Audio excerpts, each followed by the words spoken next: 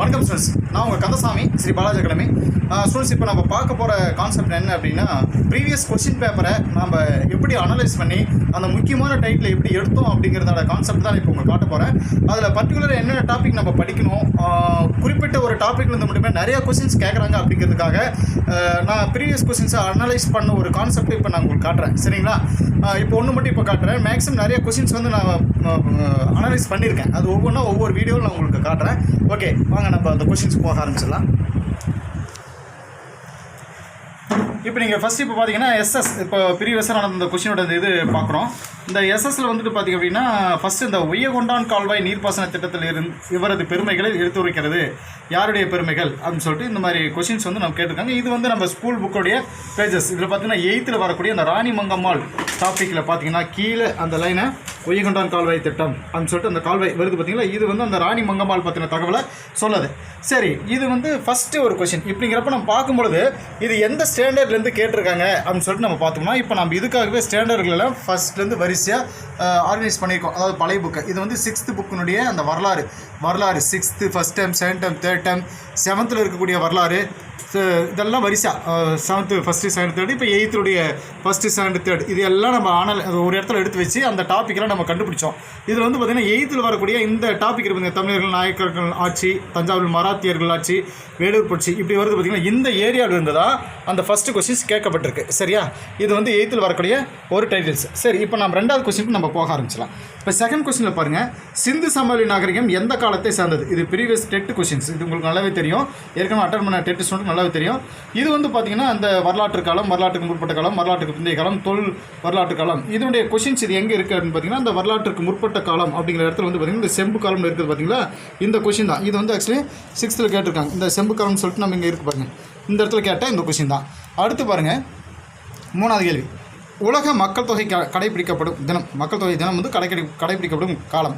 இது வந்து பாருங்கள், இந்த 8th ஒரு புக்கில் ஒரு இடத்துல நமக்கு இது கொடுக்கப்பட்டிருக்கு. என்ன, ஆண்டுதோறும் ஜூலை 11ஆம் நாள் உலக மக்கள் தொகை நாளாக பின்பற்றப்படுகிறது அப்படின்னு சொல்லிட்டு. இப்போ அடுத்த கொஸ்டின் பாருங்கள், கைவிடப்பட்ட நுகர்வு என்பது. இது பாருங்கள் 12th எக்கனாமிக்ஸ் கொஷின்ஸ். இது 12th வரக்கூடிய எக்கனாமிக்ஸ் ஒரு கொஷின். இதுவும் பேஜில் எந்த இடத்துல இப்படி வந்திருக்கு அப்படின்னு சொல்லிட்டு பார்த்தீங்கன்னா 12th எக்கனாமிக்ஸ் வரக்கூடிய இந்த கைவிடப்பட்ட நுகர்வு அப்படின்னு அண்டர்லைன் பண்ணிக்கிறது பார்த்தீங்களா. அந்த சேமிப்பு சார்பு அப்படிங்கிற ஏரியாவிலேருந்து, இந்த சேமிப்பு சார்பு ஏரியாவிலேருந்து வருமானத்தில் நுகர்வு செலவிட்டது போக மீதமுள்ள சேமிப்பு அப்படின்னு அந்த கட்டிங் எடுத்து நான் இந்த இடத்துல உங்களுக்கு ஒட்டியிருக்கேன். அந்த 12th எக்கனாமிக்ஸ் வந்து கேட்ட ஒரு கான்செப்ட். அந்த என்ன டாபிக் அப்படிங்கிறது தான் நான் உங்களுக்கு இப்போ கடைசியாக சொல்ல போகிறேன். பர்டிகுலர் என்னென்ன டாபிக் வந்து இந்த கொஸ்டின்ஸ் வந்திருக்கு அப்படின்னு சொல்லிட்டு. இப்போ அடுத்து பாருங்கள், ஹரப்பாவில் எத்தனை தானிய களஞ்சியங்கள் உள்ளன? இது வந்து 11th ஹிஸ்ட்ரியிலேருந்து கேட்ட கொஸ்டின்ஸ். அந்த கட்டிங்கை நான் அப்படியே உங்களுக்கு இந்த இடத்துல எடுத்து காட்டுறேன். இந்த இடத்துல வந்து ஹரப்பாவில் கீழே பாருங்கள் அண்டர்லைன் பண்ணியிருக்கேன். இந்த இடம் ஹரப்பா நகரின் கோட்டை பகுதியில் இது இருக்குது பார்த்தீங்களா. 6 தானிய களஞ்சியங்கள் உள்ளன அப்படிங்கிறது 11th ஹிஸ்ட்ரியிலேருந்து எடுக்கப்பட்ட ஒரு கொஸ்டின். அடுத்து பாருங்கள், சமணர்களின் கொள்கைகளை வடிவமைத்த போதகர்கள் டேஸ் என்று அழைக்கப்பட்டனர் அப்படின்னு சொல்லிட்டு இந்த கொஸ்டின்ஸ். இது வந்து எந்த இடத்துல நமக்கு இருக்குது அப்படின்னு பார்த்தீங்கன்னா, அதை பாருங்கள், இந்த 6th ஹிஸ்ட்ரி வந்து நமக்கு கேட்டிருக்காங்க. இது பழைய 6th ஹிஸ்ட்ரி. சமண சமயத்தினர் அவர்களுடைய 24 தீர்த்தங்களுக்கு வழிபட்டனர். இந்த டைட்டில் தான் வந்து சமணர்கள் தங்கள் கொள்கைகளை பல்வேறு காலகட்டத்தில் 24 போதகர்கள் மூலமாக வடிவமைக்கப்பட்டது அப்படின்னு சொல்லிட்டு அந்த தகவல் சொல்லப்பட்டிருக்கு. சரிங்களா? இப்படியாக ஒவ்வொரு கொஸ்டினுமே இங்கே பாருங்கள், இது நீங்கள் பார்க்கும்பொழுது உங்களுக்கு நல்லா தெரியும் அது அந்த கொஸ்டின் என்ன, அது எந்த இடத்துல வந்தது அப்படிங்கிற டீட்டெயில்ஸை வந்து அது எத்தனாவது ஸ்டாண்டர்ட்லேருந்து கேட்டிருக்காங்க, பேஜ் நம்பர் முதற்கொண்டு எங்கே கேட்டிருக்காங்க அப்படிங்கிற டீட்டெயில்ஸ் வந்து நான் உங்களுக்கு இந்த இடத்துல எடுத்து ஆர்கனைஸ் பண்ணியிருக்கேன். ஸோ இது எல்லாமே எதுக்காக நான் இங்கே சொல்ல வரேன் அப்படின்னா, பர்டிகுலர் டாப்பிக்லேருந்து மட்டும்தான் ஒரு சில கொஸ்டின்ஸ் கேட்டுகிட்டே இருக்காங்க அப்படிங்கிறதுக்கு வந்து இது உங்களுக்கு ஒரு ஆதாரமாக இருக்கும் அப்படின்னு சொல்லிட்டு நான் உங்கள்கிட்ட காட்டுறேன். இங்கே பாருங்கள், 100வது கொஸ்டின், ரிக்வேத காலத்தில் செல்வநிலை இதனால் மதிப்பிடப்படுகிறது. 6th 2nd termலேருந்து கேட்கப்பட்டிருக்கு. இதை பாருங்கள், ஒருவரிடம் இருந்த கால்நடைகள் எண்ணிக்கையை பொறுத்து தான் அவரது செல்வநிலை கணக்கிடப்படுகிறது அப்படின்ற இந்த கான்செப்டில் போட்டிருக்கு. அதே மாதிரி பூமியின் உள்மைய அடுக்கு கருவம் அப்படின்னு சொல்கிறது வந்து பார்த்திங்கன்னா 7th வரக்கூடிய இந்த 1st term அப்படின்னு சொல்லிட்டு இதை பாருங்கள், பூமியின் மைய அந்த லைன் வந்து புக்கில் இருக்கக்கூடிய அந்த இதை கட் பண்ணி அதில் உங்களுக்கு காட்டியிருக்கேன்.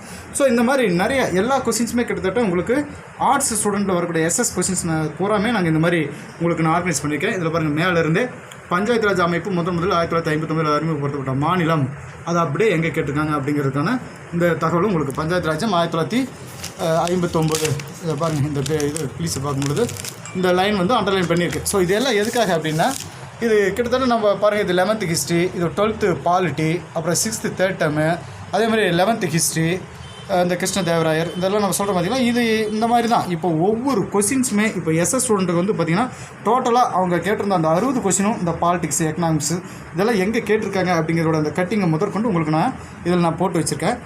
இது வந்து இன்னும் கொஞ்சம் டைம் இருந்தால் கூட எக்ஸ்டெண்ட் பண்ணும். இது எந்தெந்த இடத்துலேருந்து கேட்டாங்க இந்த வந்து பாருங்கள் அண்டர்லைன் பண்ணியிருக்க இந்த இதெல்லாம் பார்த்தீங்கன்னா நீங்கள் ஸ்டக் பண்ணி பார்த்தாலே உங்களுக்கு தெரியும். இது 8th 7th 9th அப்படின்னு சொல்லிட்டு உங்களுக்கு நல்லாவே தெரியும். இது வந்து உங்களுக்கு ஒரு மாடலுக்காக தான்.